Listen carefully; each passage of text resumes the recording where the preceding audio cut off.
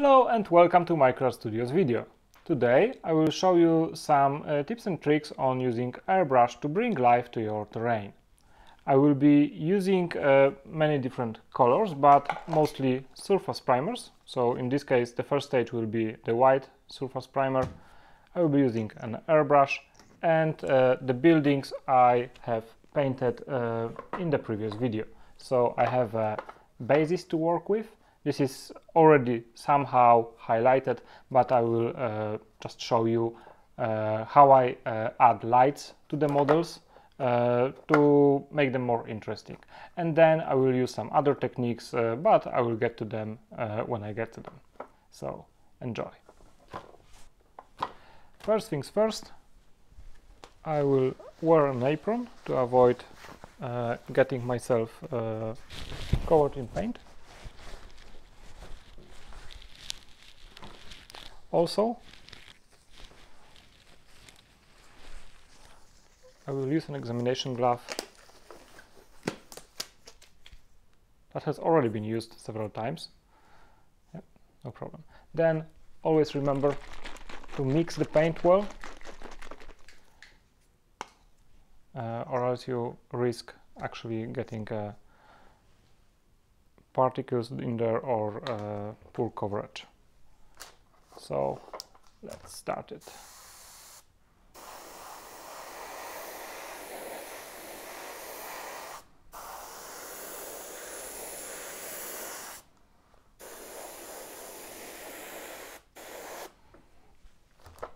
When applying the lights using airbrush, I tend to focus on the corners of the building and all the surfaces.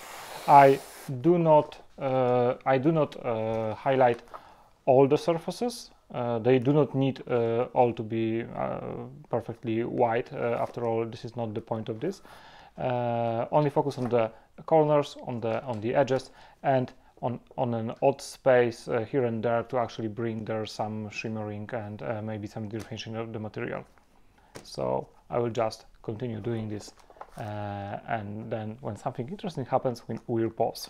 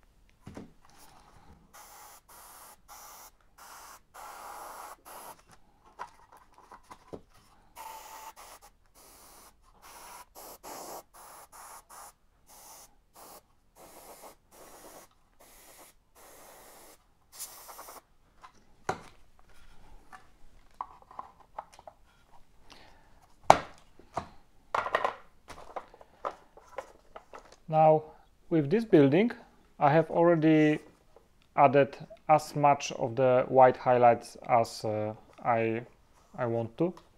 I don't really think this building requires any more white. The thing is that it is now, if you want to add some color now, it is easiest to remove these doors right now and paint them apart from the building in a different color. Then you will have these nice contrasting doors.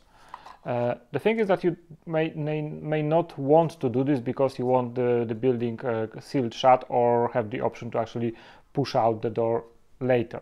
There is no good answer to it, whether you should do it or not. How you see it should fit you. Personally, I would remove the doors and then insert them during gameplay later, and this will allow me to actually paint them in a different contrasting color. Alternatively, if you use this building. Well, this has a nice staircase in the middle, so you most likely won't don't want to do this. But if you wanted to glue this building shut, then you just add some maybe masking tape or some glue to these doors to avoid them being accidentally pushed out, because they require only a moderate amount of strength. That's how they are designed. The thing is that I didn't do this earlier during the spraying of the building, because I was just rushing this to provide you a video on painting the models. So I am faced with this layer of HDF in here that isn't even spray painted. This may be an issue to somebody. I will just go over it with white primer from Airbrush. It will not be perfect fit, but later I will most likely add some other colors here just to mark the area of the door, and this other color will make it blend in better with the other colors. So that's about it. I will do with white with this building. Now I will proceed with the big warehouse.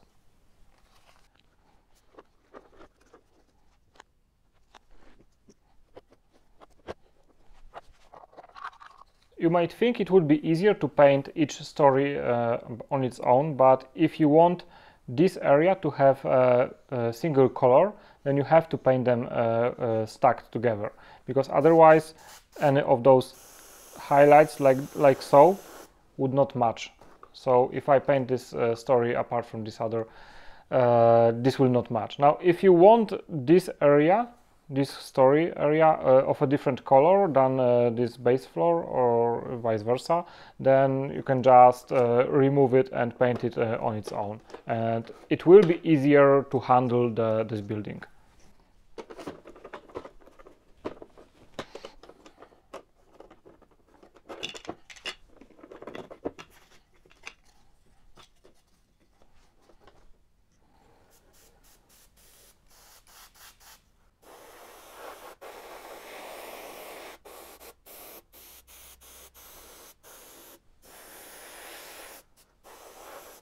Again, I am only applying the white on the edges and the corners, and on the large flat surfaces I just put some spots here and there.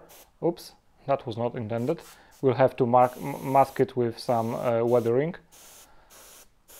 But as you can see, if you're not painting a catalog or some painting competition winning terrain, just a terrain for yourself, this will happen if you are not careful, and I will show you later how you can mask it so that it doesn't break, doesn't look odd. Well, it would look odd if you are going for a nice, very clean, crisp look of the building. But even then, there are some techniques that would allow to actually somehow mask such mistakes. So when you do mistakes, do not overreact to them. That's fine, that's fine. We all make mistakes.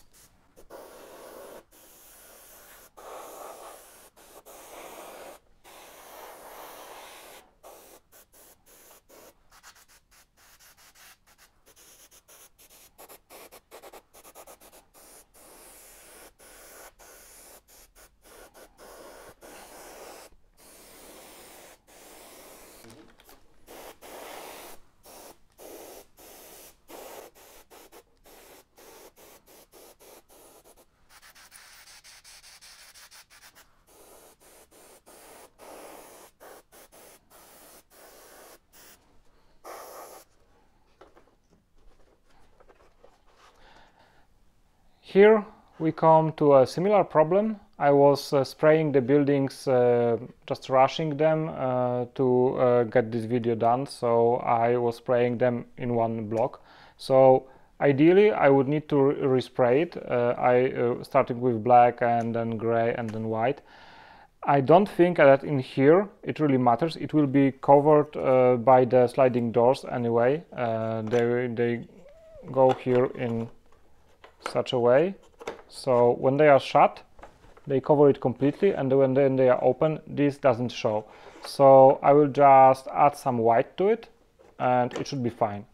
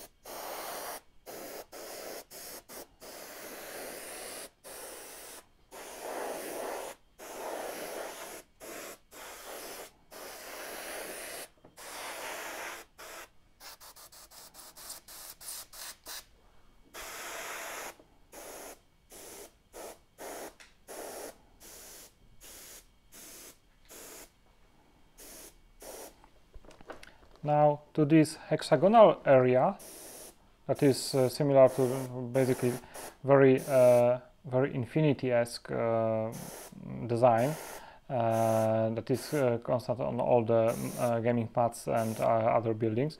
I'm adding this random pattern of lighter and darker hexagons. This really brings a lot of shine and detail to the model without actually spending too much time.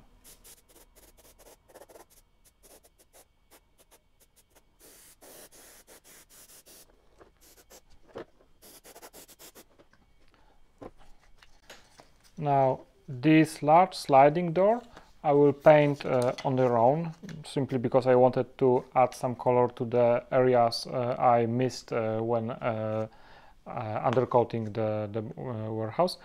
And they really look good when they are of strikingly different color than what you get on the warehouse. So I will still be using the white because it makes easier for all the next colors to actually show vibrant, bright colors if you undercoat it white before, and you use them less of them in one coat. That's why you buy a big bottle of white and gray undercoat, because you go through a lot of them and then you can easily add smaller bottles of other paints, other colors. So with these matching doors, I will similarly to the stories of the building, I will highlight the white on them when they are closed, because I want the highlights matching on the doors, and then I will mix them up and show you how it looks when they are not matched.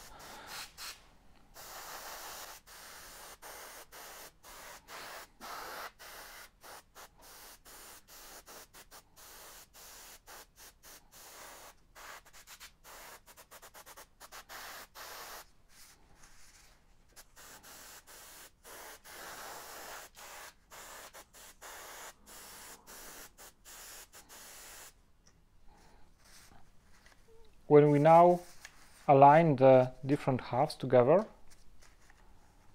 it doesn't look half as bad, but the lines of the highlights don't match. So here there is a difference in tone. So This might be something you are looking for, this might not be something you are looking for.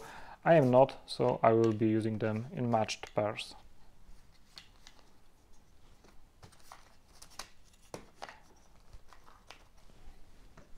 Similarly, the inside, also the frames here don't really need much attention because they will not be visible from the inside or outside. Only if you remove them from the building, this will show through. So I will not focus on them too much.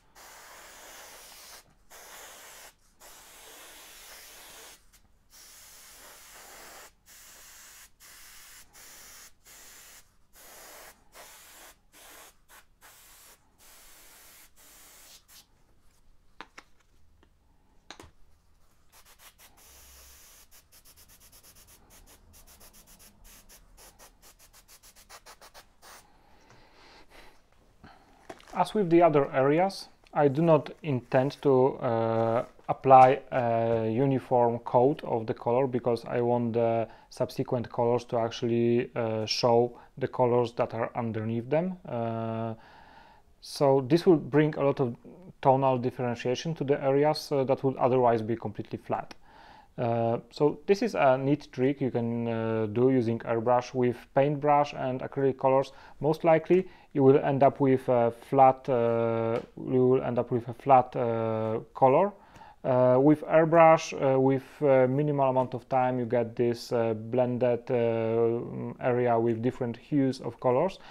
But you have to think in layers, like if you are using a Photoshop or some other graphical program, think of it as layers. Every layer is semi-transparent, so you get to see to certain point what is underneath, and use it to your advantage. It only requires planning and actually knowing what colors should go in what order. So first you should go black, then gray, then white, and then apply other colors. Maybe then go back to white, but if you do that, then any color that you would have underneath this another coat of white would look very washed out. So this is a look that you may go for if you like a bleached out setting of the building. But for the most part, it is best to use white before other colors, and then use other colors and then weather them. So that's the white.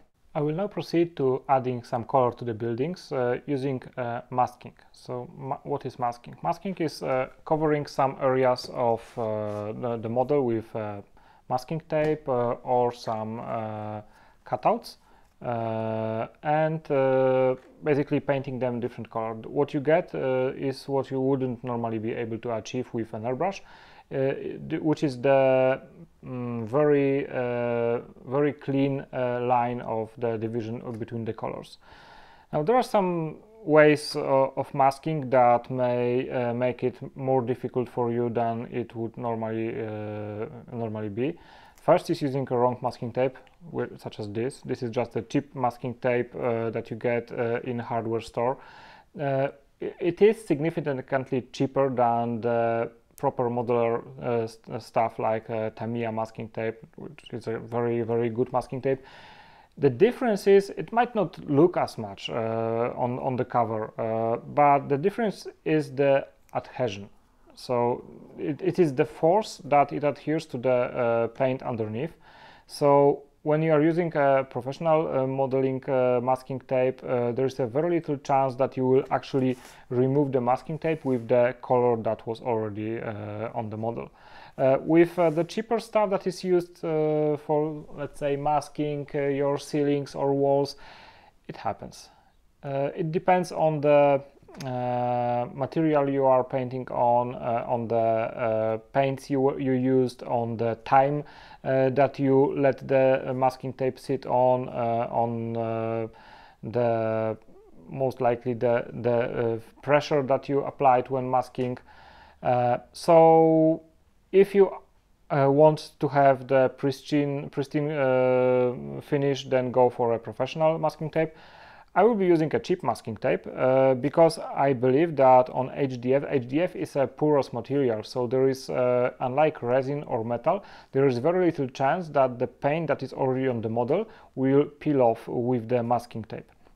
There is much less force with the glue of the masking tape holding it together than the actual paint on the HDF. So there are several ways you can go about masking your models, and you can shoot yourself in the knee if you go about it wrong. So you may have some crazy idea that you want this area blue, this area red, this area yellow, and the rest of it white. And for the most part, yes, that's completely fine, it will work.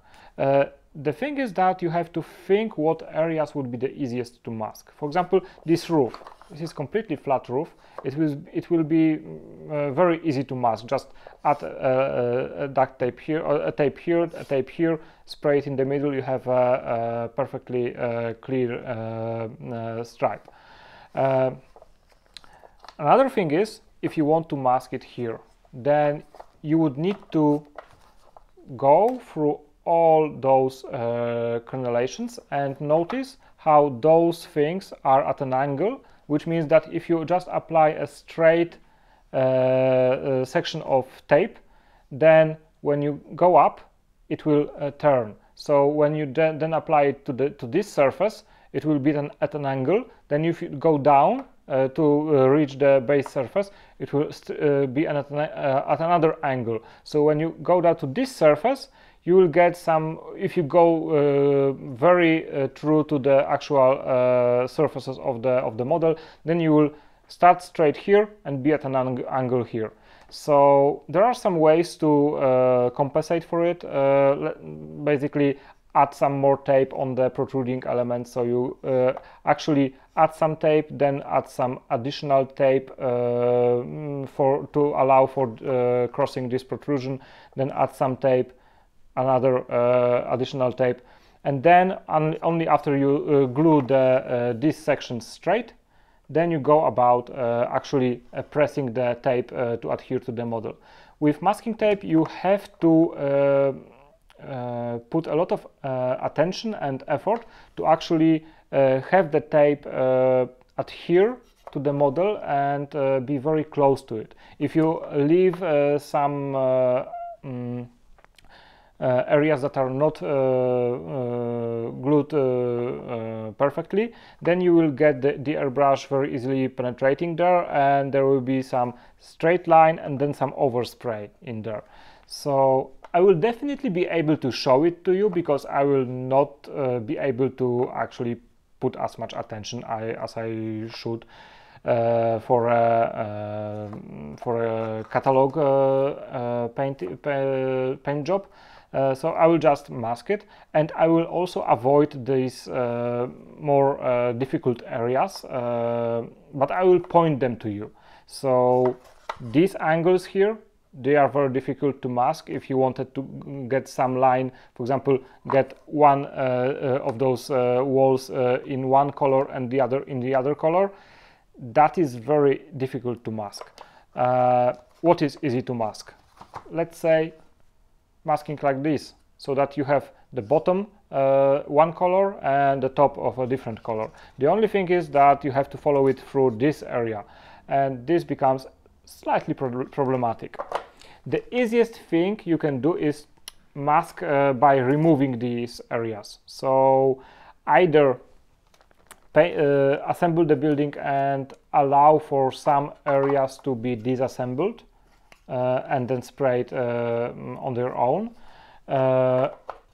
or you can also paint some areas, let's say, before the assembly, but then this will be problematic with the all airbrush, because it sprays everywhere, so it will be it will need to be somehow masked. Another thing is that you can use, aside from the masking tape, there are, for example, blue tack. You can use some blue tack to mask these harder to reach areas. Blue tack is the thing that you attach pictures or basically some drawings or anything you want, basic card paper to the walls. And what it should do, it shouldn't leave a mark on the wall when you peel it off, and it should peel off easily. And we are counting on it, using it for modeling purposes too. The thing is with BlueTack is that it connects stronger the longer you leave it there, similar to the masking tape. So you want to mask it, spray it, remove it. You don't want it sitting there for too long. Also, there may be some other things that you may use. For example, you may use just a plastic foil.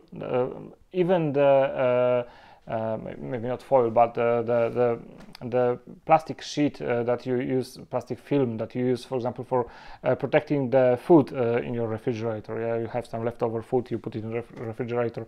You put some plastic film around it so that it stays fresh. So you could use it to mask larger areas, so you don't use masking tape all over the model. If you want to, let's say, have a larger area masked, then you can just add some tape to the side of this, and then at the other side of the tape glue this plastic film or even newspaper, and just mask more of the building. Okay, so I will just proceed with it, and then we'll pause when I have it masked. It will take some time, so just fast forward.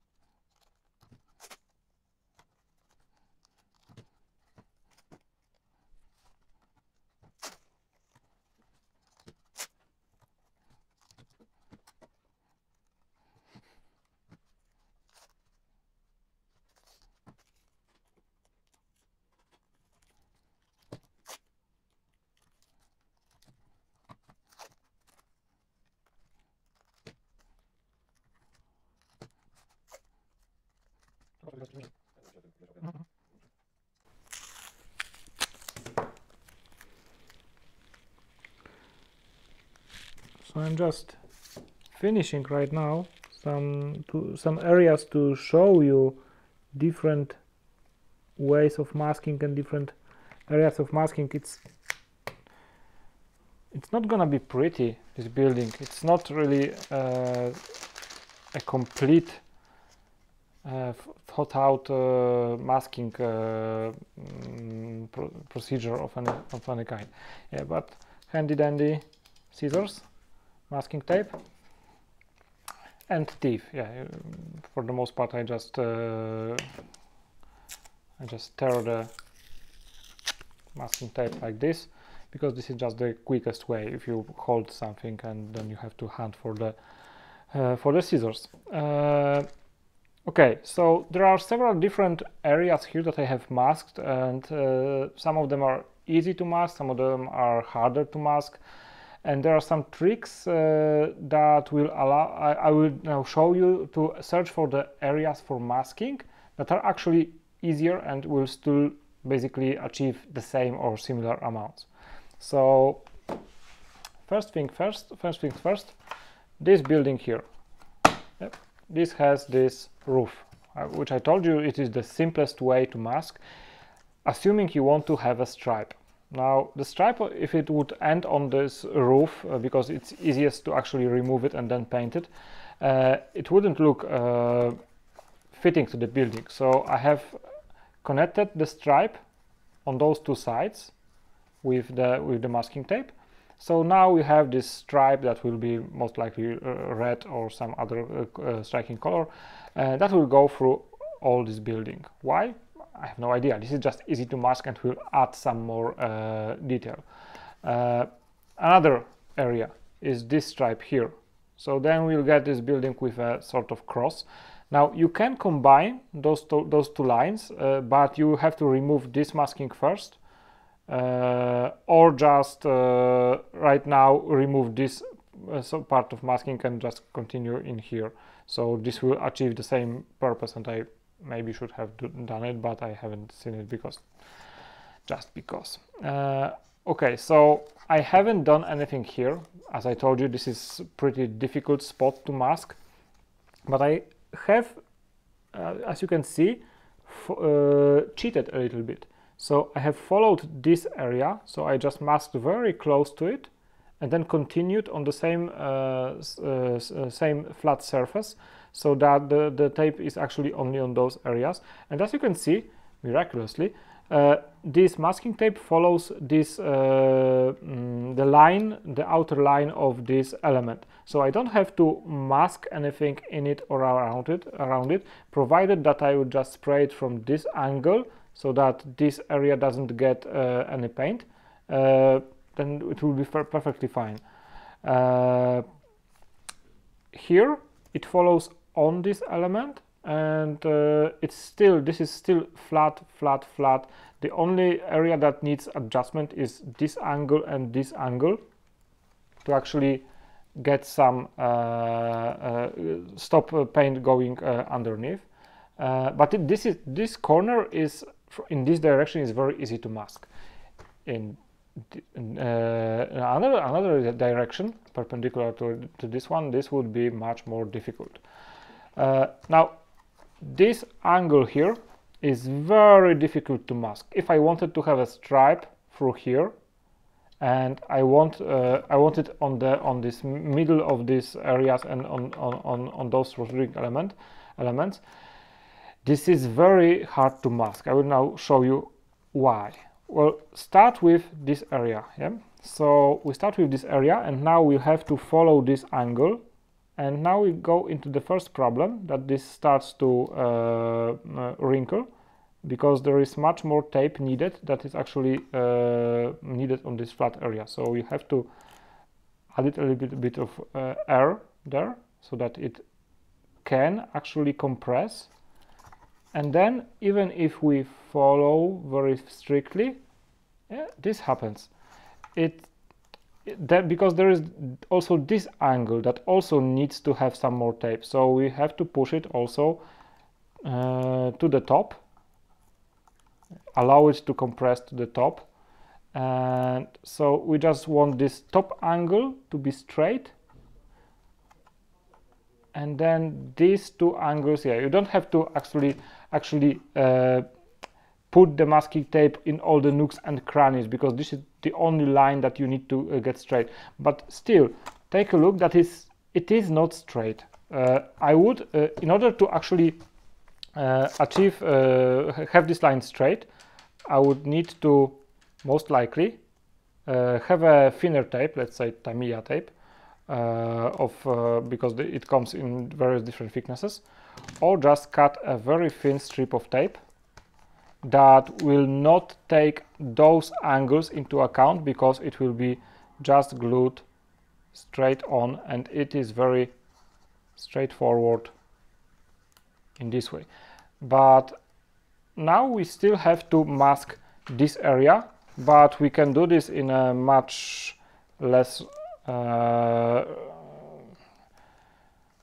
time-consuming way. So this is one of the tricks to mask the more difficult areas. But still, this takes about 2 or 3 times as much as masking this area. So if we were to go all the way through. So that's this building. There are some good angles and bad angles for masking. Now on the doors, I have chosen this stripe, because again, I'm cheating a little bit by going along this line, so that it looks machined as it is meant to be in this place, because it follows some lines of the models. But then we are not actually following any of the odd angles in here. As you can see, if I were to go in the other direction, then perpendicular to this one. Then I need to mask these areas, and also and I still don't need to follow all those nooks and crannies, but the tape will want to follow there as it goes, so it will be slightly at an angle, and then you get these small crannies here that are basically unmaskable, so there will be some paint going in here, in there. The easiest way you can actually mask different areas of the model is to look for the parts that are removable, let's say doors, and you can paint them in one color, and if you put in a different color than the building, and then you put them in the building, there will be a striking contrast to the building, so that would look fine. You can easily add some detail to them, because you don't have to, they are basically flat, so you don't have to follow any particular lines. Let's say I want to emphasize this little console here, so I will just add 2 layers of tape, and that's this easy, and then you will be able to have a perfectly straight line through the middle. Now on these large buildings there are several different areas I wanted to show you. Well, this here, this is only, I don't want to paint all of this area in a different color. I just want to put a line over here and over here, so then we will have one side of it very straight differentiation of the color, and the other will be this airbrush blend of color. Now there will be some paint that will be some paint mist that will get in there, but we will just use it for our betterment and purpose. Now there are 2 ways I masked those two different sides, because I wanted to show some pros and cons to you. Now this one looks easy at the start because it follows the bottom of the building, but then you can match it to the bottom floor, and then have it different color, and let's say red, white, and then red bottom of the building. But then first you are using a lot of paint, you have to and you have used all this time blending the colors on this building for no reason. Then notice how this wideness of the tape is causing me problems, because I'm trying to follow all those different corners. In order to follow all those different angles, I would need a lot of tape. So much easier would be to follow one of the natural occurring lines on the building, like I did on the other side. So here I'm following the top line, and I'm using the tape only to adhere to the protruding flat elements, so that it's completely flat, and then I'm using this naturally occurring line to actually follow it. The only thing that you have to put attention are these crenulations that you have to follow on. Also, to follow this up, this top will be painted, line will be painted without the top, so the top will be white, then this will be red, and then this will be also white. Now I added some tape here. Unfortunately, I already glued some other tape to it, but I will be able to show it to you here. It is very, very easy, similar to the doors. You only follow one line, and then just don't care what is with the rest of the tape, because you are using this line as the defining line of the building. So we are using something that is already occurring, and it makes it much, much easier. Okay, one last thing I wanted to talk about is these lines here. They are screaming to be painted black and yellow, or white and red, or any other color that your country uses for danger.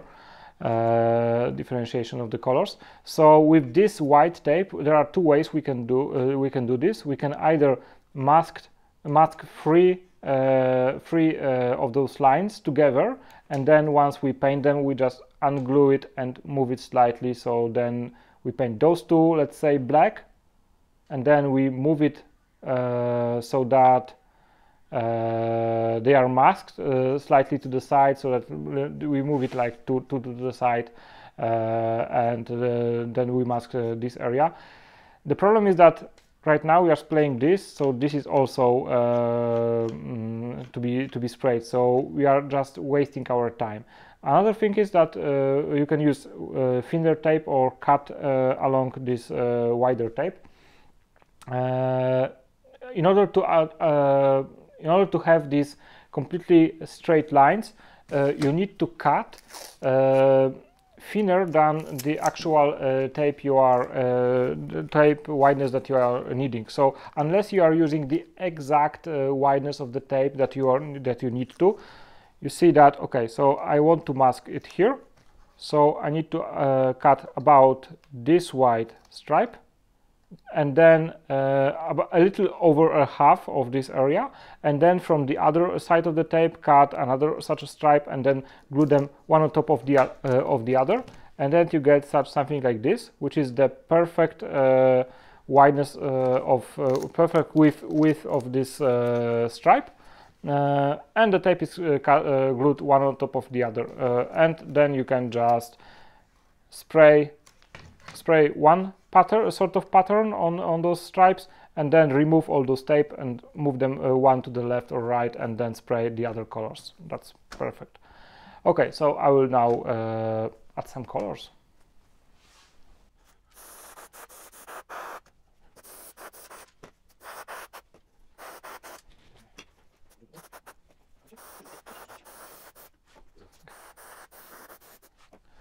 I am using 3 different hues of red here, so that this color will not be completely flat. It still uses some differentiation based on the white underneath, but with such a strong color like the red, you have to apply it a little bit more of it, especially if it's just a line on the model, because otherwise you risk it looking just pink. So I'm just in some places adding some little color differentiation, and in a moment we will be able to remove the masking so that you can actually see what it's all about. Now this is not the last stage of the masking, but we'll just quickly remove it. So here is already, the masking is already removed, which is just the first color, so there is no of the dark red I'm using right now. So there is some white underneath showing, and it looks okay. You can see here that where the doors were closed, there was some paint going in between them, so there was the white line in here, and there are the shades here. So this is still showing through the red. Less so here, but still it is visible. So you have to think about all those things when you are actually painting the model with airbrush, because the layers of paint will always be slightly transparent. You don't want them not to be transparent, because basically this is what painting with an airbrush is all about. You want to use the layers to your advantage. Okay, this is less optimal. What I'm doing now is I'm also showing you that you can reuse the same masking that you have already used in some parts of the model. So here I was using the very same pieces of tape to mask the stripes on both sides. And I'm now reapplying them to the original side, because I want to add some of the dark red to this red. So this is as simple as just adding a few sprays. You don't want to overdo it with much of the airbrush, and then you remove the masking tape, and voila. Personally, I would most likely do it with a paintbrush, because I have a steady hand and I don't mind doing this sort of work with a paintbrush. But and the masking, similar with all airbrushing work, requires a lot of preparation time. So you have to mask everything and then remove it and then reapply it. So for one building, as I'm painting right now, I would most likely be doing this by hand. But if I were to paint several buildings, or if my hand were not steady enough, then I recommend you actually using some masking tape. Even if you are not using an airbrush, you can use some masking tape. Just stick. You have to just make sure that it sticks really well, and there are no places that the paint can go underneath. With paintbrush, it's slightly more difficult because the paint is more wet when it reaches the model, so it can soak underneath the tape. Now, these two here are two examples what you can achieve with an airbrush and with a removed part from the actual model. This large door here is completely just repainted red, and it will just look striking in the wall. It will have some of its own color tonal changes, and it is there. And this here, it's using some of the blending of the airbrush you can get, depending on the effect you want to go. I just wanted to show you this effect on two different areas, what you can achieve, and you can then reapply different colors to this area, which I may do in a moment. Because this red and white doesn't really look pretty. This white still has some of the red particles, so it is a little bit pink. That's what masking does.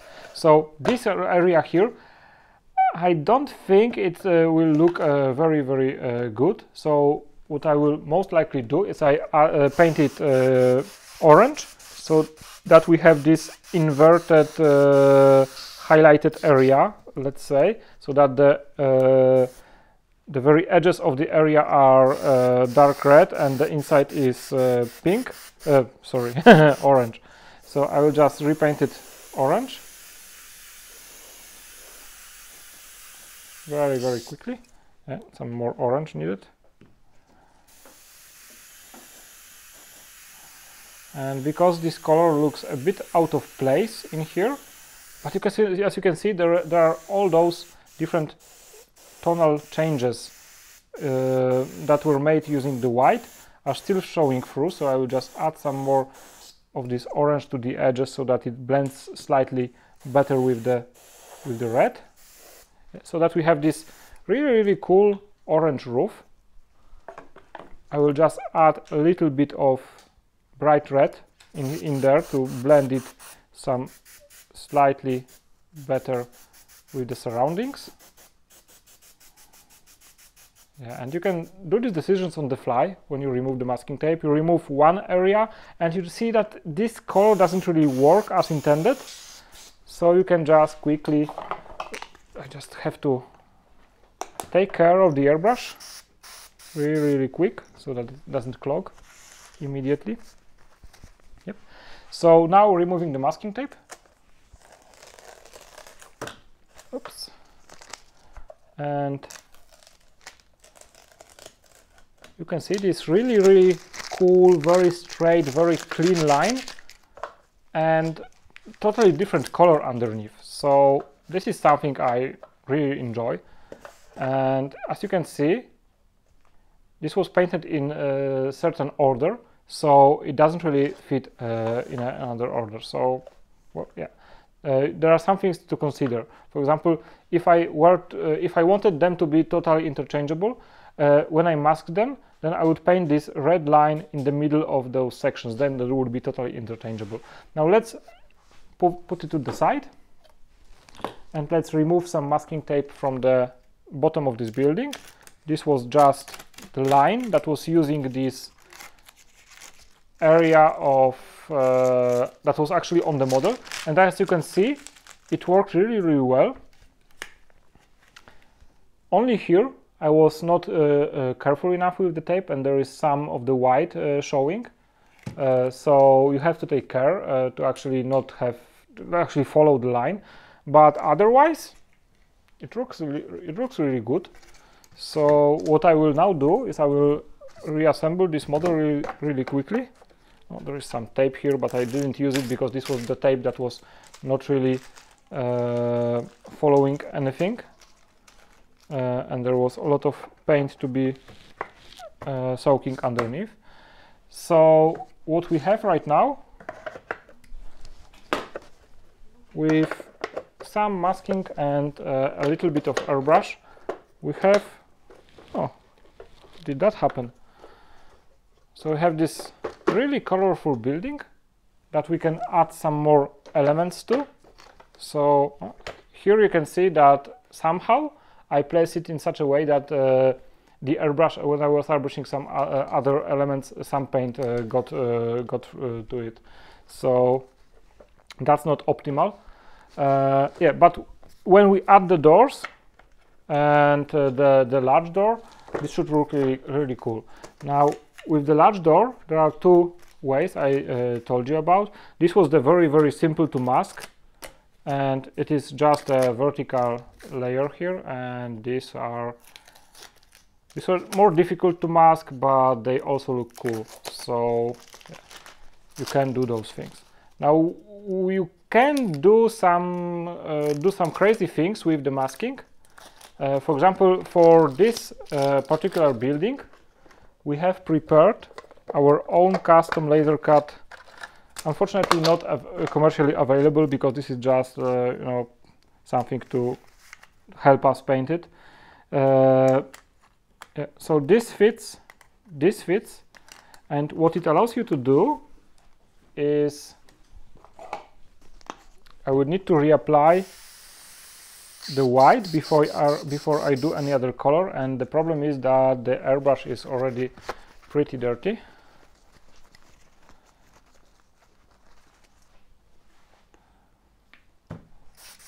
So this would be some weird pink color. Maybe later it would be white. Yeah, so what I can do, I should mask it at the side, because otherwise the paint would get on the other side of the models. So I should mask it.